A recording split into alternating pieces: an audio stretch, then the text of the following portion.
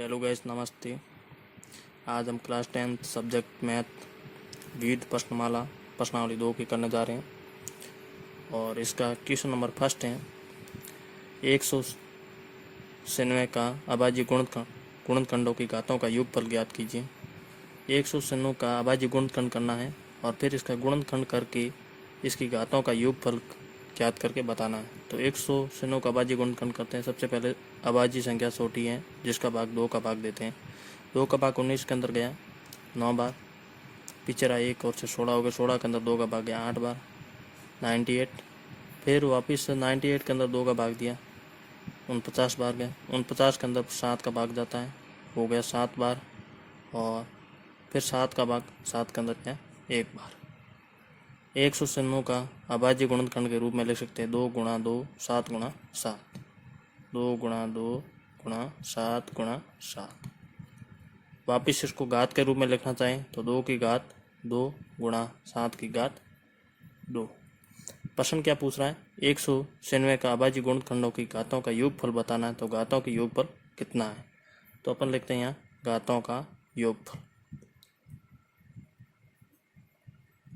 घातों का योगफल, यहाँ घातें 2 की घात 2 है प्लस 7 की भी घात 2 है, तो 2 और 2 कितने होगी? 4। तो घातों का योगफल है 4। क्वेश्चन नंबर दूसरा है दो संख्याओं को m बराबर p q की घात 3 तथा n बराबर p की घात 3 q के रूप में लिखा जाए, तब m और n का महत्तम समापवर्तक बताइए जबकि p और q अभाज्य संख्याएं। तो इसमें अपन को सॉल्यूशन के अंदर या हल के अंदर दे रखा है कि m बराबर दे रखा है p की घात 1 है और q की घात 3 है। दूसरा n बराबर दे रखा है p की घात 3 है और q की घात 1 है। फिर अपन को इसके अंदर पूछ रहा है कि प्रश्न कि इसका महत्तम समापवर्तक या एचसीएफ ज्ञात करना है। तो एचसीएफ ज्ञात करने के लिए इसको कॉमन कौन सा वेक्टर है? तो इसमें देखते p 1 बार आए, इसमें p 3 बार है, तो कितने कॉमन आ रहे? p 1 ही आ रहा p। फिर q देखा तो इसमें q 1 बार और इसमें 3 बार, तो 1 बार q। तो इसका कॉमन फैक्टर हो गया pq और एचसीएफ भी क्या होगा? pq। आसानी से इसको हल कर दिया। फिर क्वेश्चन नंबर तीसरा 95 तथा 152 का महत्तम समापवर्तक या एचसीएफ ज्ञात कीजिए। तो सबसे पहले अपन अभाज्य गुणनखंड करते हैं इनका 95 का। 95 के अंदर 5 का भाग दिया 19 बार गया और 19 के अंदर 19 का ही जाएगा 1 बार। फिर हमने 152 का किया, 152 के अंदर 2 का भाग दिया, कितने बार गया? 7, 1 और 2 76। फिर पौने 2 का दिया तो भाग गया 38 बार, 38 के अंदर 2 का दिया 19 बार गया, 19 के अंदर 19 का दिया 1 बार। 95 का अभाज्य गुणनखंड हो जाएगा 5 गुणा 19 और 152 के हुए 2 गुणा 2 गुणा 2 गुणा 19। अब अपन को ज्ञात करना है एचसीएफ। एचसीएफ के अंदर कॉमन चीज़ आनी चाहिए। इसमें कॉमन फैक्टर कौन सा है? तो 5 इसमें है तो इसमें नहीं है, 19 इसमें भी है और इसमें भी 19 आ गया एक। ये नीचे देखा 2 है जबकि ऊपर नहीं, तो केवल 19 ही है। तो इसका एचसीएफ क्या आ गया? 19 या महत्तम समापवर्तक है 19। क्वेश्चन नंबर चौथा दो संख्याओं का गुणनफल 1080 है, उनका महत्तम समापवर्तक 30 है, तो उनका लघुत्तम समापवर्तक क्या होगा? तो अपन एक फॉर्मूला था हमारा पहले प्रश्नावली, तो पीछे वाली प्रश्नावली की उसके अंदर पढ़ा था कि पहली संख्या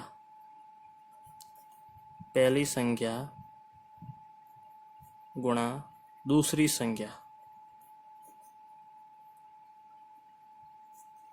बराबर एचसीएफ गुणा एलसीएम। यह पहली संख्या और दूसरी संख्या का गुणनफल कितना है?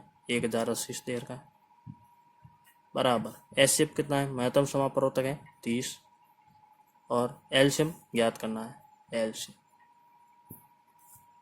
हो गया एलसीएम बराबर 30 है, गुणे में इधर भेजोगे किस में जाएगा? भाग में, तो 1080 भाग 30, 0 से 0 कैंसिल, 3 का भाग 108 के अंदर जाता है 37 बार, तो इसका एलसीएम कितना आ गया?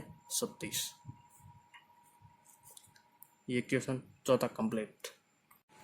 क्वेश्चन नंबर 5 संख्या 441 बटा 2 की घात 2 गुणा 5 की घात 7 गुणा 7 की घात 2 का दशमलव प्रसार होगा। तो इसका दशमलव प्रसार किस तरीके का है वो अपन को बताना है, शांत आवर्ती का या अशांत का। तो अपन ऊपर देखते हैं अंश के अंदर जैसे 441 लिखे हुए, ठीक है। तो सबसे पहले इसका अभाज्य गुणनखंड करके इसको घात के रूप में लिखते हैं। तो 441 का अभाज्य गुणनखंड, इसके अंदर 3 का भाग दिया, 4 के अंदर 1 बार गया, पिछड़ा 1 चौदह हो गया, 14 के अंदर गया 4 बार, फिर 2 और 1 21 के अंदर 7 बार गया, फिर पुनः दिया 3 का भाग, 147 के अंदर 3 का भाग गया 49 बार, 49 के अंदर 3 का जाता नहीं 7 का दिया 7 बार गया, और 7 के अंदर वापिस 7 का भाग 1 बार गया। 441 को लिख सकते हैं 3 × 3 7 × 7, और इसको घात के रूप में लिख सकते हैं 3 की घात 2 गुणा 7 की घात 2। वापिस संख्या को लिखते हैं, संख्या क्या थी 441 बट्टा 2 की घात 2 गुणा 5 की घात 7 गुणा 7 की घात 2 इजिकल टू 441 बराबर हो जाएगा 3 की घात 2 गुणा 7 की घात 2 बट्टा 2 की घात 2 गुणा 5 की घात 7 और 7 की घात 2। यहाँ से देखते कि 7 की घात 2 से 7 की घात 2 कैंसिल हो गए, तो पीछे क्या रहा 3 की घात 2, और अंश के अंदर हर के अंदर है 2 की घात 2 और 5 की घात 7। इसको अपन कह सकते हैं कि इस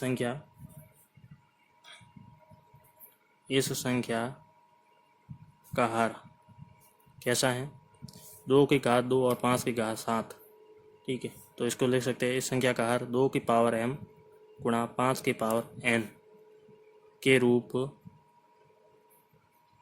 रूप में है।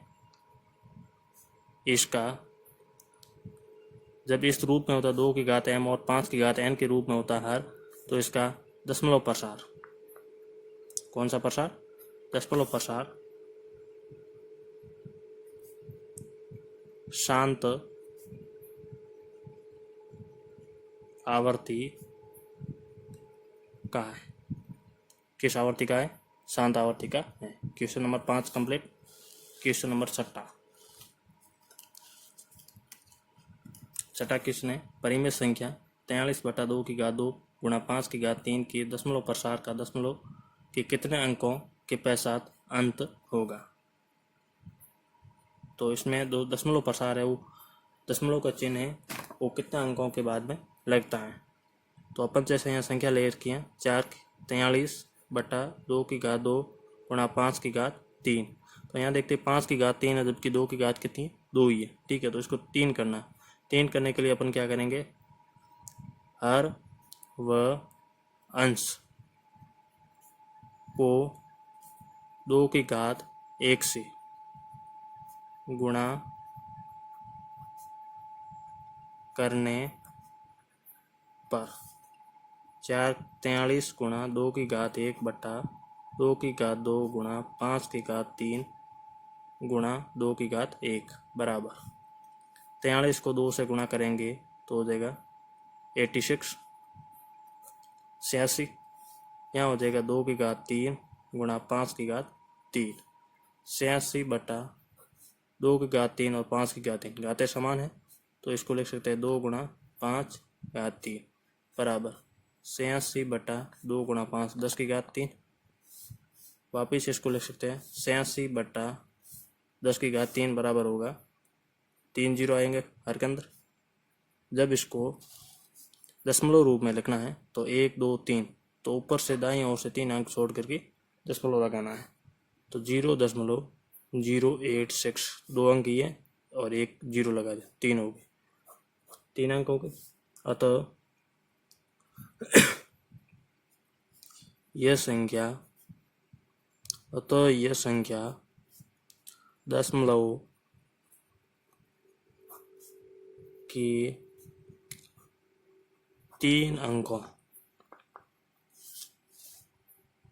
पर समाप्त होगी। यह संख्या है जो 3 अंकों पर समाप्त होगी।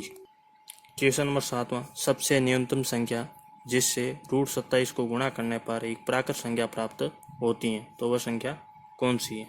तो जैसे अपन को यहाँ पर क्या दे रखा है संख्या, √27 दे रखी, √27, और √27 का अभाज्य गुण 27 का अभाज्य गुणनखंड करते हैं तो 3 गुणा 3 गुणा 3 लिख सकते हैं, 3 3 9 9 3 27। ठीक है, तो इसमें सबसे छोटी अभाज्य संख्या कौन सी है, तो जिससे गुणा करें तो क्या बन सकती है, एक परिमेय संख्या या प्राकृत संख्या प्राप्त हो सकती है। तो यहाँ 2 2 की वजह से जोड़े बन रहे हैं, जबकि यहाँ इसका 2 का जोड़ा नहीं बन रहा, 2 का जोड़ा नहीं बन रहा। तो अपन इसको जैसे 27 का अभाज्य गुण करना चाहे, 3 का भाग दिया 9, 9 के अंदर 3 का भाग दिया 3, और 3 के अंदर 3 का भाग दिया 1। तो इसके तो 2 जोड़े बन रहे, जबकि इसके नहीं बन रहे, तो 3 से गुणा करना पड़ेगा। ठीक है, और 3 एक ऐसी संख्या होगी √3 होगी, अंडर रूट के अंदर होगी। ठीक है, तो इसको 3 से गुणा करना है। तो अपन यहाँ लिख सकते हैं √27 को √3 से गुणा करने पर यह प्राकृत संख्या बन जाएगी। कौन सी संख्या बन जाएगी, प्राकृत संख्या बन जाएगी। अब क्वेश्चन नंबर 8वां है, यदि दो परिमेय संख्याओं के लिए एलसीएम बराबर एलसीएम हो तो संख्याएं होनी चाहिए। कैसी होनी चाहिए, एलसीएम बराबर एलसीएम हो तो इसके लिए संख्याएं होनी चाहिए, समान होनी चाहिए। कैसी संख्या होनी चाहिए, समान संख्या। तो अपन लिख सकते हैं कि दो समान संख्या कैसी होनी चाहिए, दो समान या बराबर संख्या होनी चाहिए, समान होनी चाहिए या बराबर होनी चाहिए। बराबर संख्याओं का एलसीएम, एलसीएम बराबर एलसीएम होता है। क्या होता है, एलसीएम बराबर एलसीएम होता है। जैसे मैंने उदाहरण के तौर पे, जैसे मैं यहाँ संख्या जैसे मैं 9 ले रहा हूँ। ठीक है, एक संख्या मेरी 9 है और दूसरी भी मेरी क्या है, 9 है। ठीक है, 9 के अंदर 3 का भाग दूंगा, 3 बार देगा, 3 के अंदर वापस दूंगा 1 जाए। 9 के अंदर वापस यही प्रक्रिया चलेगी, इसके अंदर भी 3 का दिया, 3 बार गया और फिर पुनः वापस 1 बार गया। 9 बराबर क्या होता है, 3 गुणा 3, और 9 बराबर भी 3 गुणा 3। तो जैसे मुझे चाहिए एसएफ, तो एसएफ क्या होगा, कॉमन वाला 3, इसमें भी 2 बार 3 आ रहे हैं, इसमें भी 2 बार है, तो 3 गुणा 3 हो जाएगा। एलसीएम की बात करें तो एलसीएम भी क्या हो सकता है, 3 गुणा 3। ठीक है, तो दोनों क्या आ रहे हैं, समान आ रहे हैं। जब दोनों संख्या समान है या बराबर होती हैं तब उनका एलसीएम और एचसीएफ दोनों भी वो क्या होते हैं, बराबर होते हैं। क्वेश्चन नंबर 9, यदि ए तथा 18 का एलसीएम 36 है तथा ए तथा 18 का एचसीएफ 2 है तो ए का मान होगा, इसमें ए का मान कितना होगा। तो अपन एक फॉर्मूला पहले जैसे क्वेश्चन के अंदर पढ़ा था, क्या था कि पहली संख्या, जैसे पहली संख्या इसमें ए है। ठीक है, लिख देता हूँ, पहली संख्या गुणा दूसरी संख्या बराबर होता है एचसीएफ गुणा एलसीएम। पहली संख्या यहाँ पर क्या है, ए गुणा दूसरी संख्या क्या दे रही है, ए तथा 18 का एलसीएम, दूसरी संख्या 18 बराबर, दोनों का एलसीएम कितना आ रहा है, 36, तथा ए तथा 18 का एचसीएफ आ रहा है 2, एचसीएफ है 2 और एलसीएम है 36। हो गया।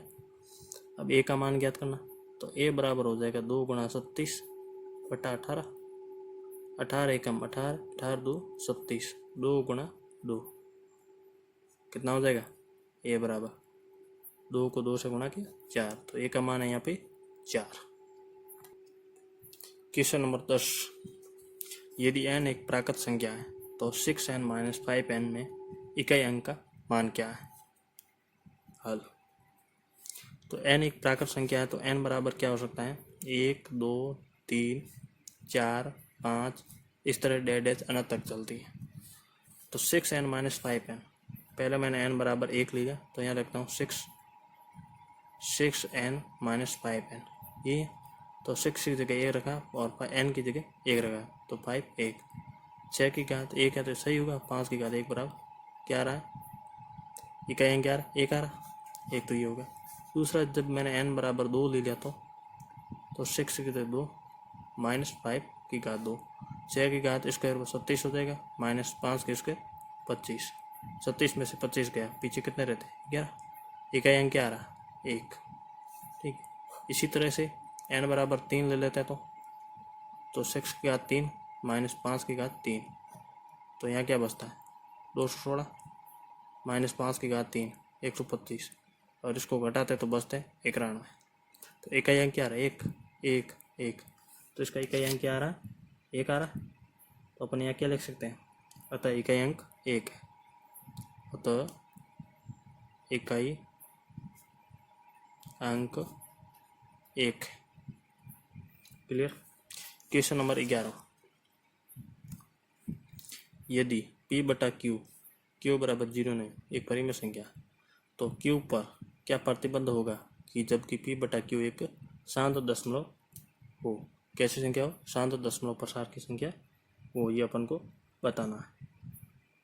तो ये प्रक्रिया तब हो सकती है, एक प्रतिबंध अपन पढ़ा था पीछे, कि जब P बराबर यानी हर के अंदर Q बराबर हर के अंदर हर का मान या Q का मान 2 की घात m गुणा 5 की घात n, 2 की घात m गुणा 5 की घात n के रूप में हो, तो परिमेय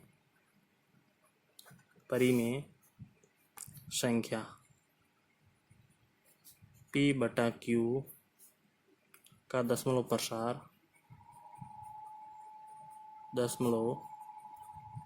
प्रसार शांत होगा। कैसा होगा? शांत होगा। क्लियर। क्वेश्चन नंबर 12 है, सरल कर बताइए कि संख्या 2 का 2 गुणा √45 प्लस 3 √20 बटा 2 √5 एक परिमेय संख्या है या अपरिमेय संख्या। ये कैसी संख्या? परिमेय या अपरिमेय? सरल करके अपन को बताना है। हल करते हैं। क्या है? 2 √45 प्लस 3 √20 बट्टे के अंदर है 2 √5, ये देर की। तो अपन सरल करते हैं सबसे पहले 45 का। √45 को क्या लिख सकते हैं? 9 गुणा 5। क्यों लिखा मैंने? क्योंकि 9 एक पूर्ण वर्गमूल है और इसका 9 को बाहर क्या 3 ले सकते हैं आराम से। ठीक है, तो 9 गुणा 5, और इसको मैं लिख सकता हूँ 9 का वर्गमूल होता 3 और 5 का 5, 3 √5। दूसरी संख्या है 20, तो √20 बराबर लिख सकते हैं इसको 4 गुणा 5। 4 का वर्गमूल है कितना होता है? 2, तो इसको लिख सकते हैं 2 √5। लिख दिया। पुनः वापस यहाँ रखते हैं 2 गुणा 45 का मान 3 √5, 3 √5 प्लस 3 √20 का मान है 2 √5, 2 √5 भाग में क्या है? 2 √5 हो गया। यहाँ √5 कॉमन ले लिया, √5 कॉमन लिया तो पीछे यहाँ 2 गुणा 3 कितने होंगे? 6 प्लस 3 गुणा कितने होंगे? 6 बट्टे के अंदर कितना है? 2 √5, √5 से √5 कैंसिल, 6 प्लस 6 12 बट्टे 2 बराबर 6। तो 6 एक कैसी संख्या है? एक परिमेय संख्या है। कैसी संख्या है? 6 एक परिमेय संख्या है। तो ये एक परिमेय संख्या है। तो इस तरह से हमने आज क्वेश्चन 12 क्वेश्चन कर लिया। अगले क्वेश्चन अगले वीडियो के अंदर डालेंगे। हमारे चैनल को लाइक, सब्सक्राइब और शेयर करना ना भूलें। Thank you my video watching.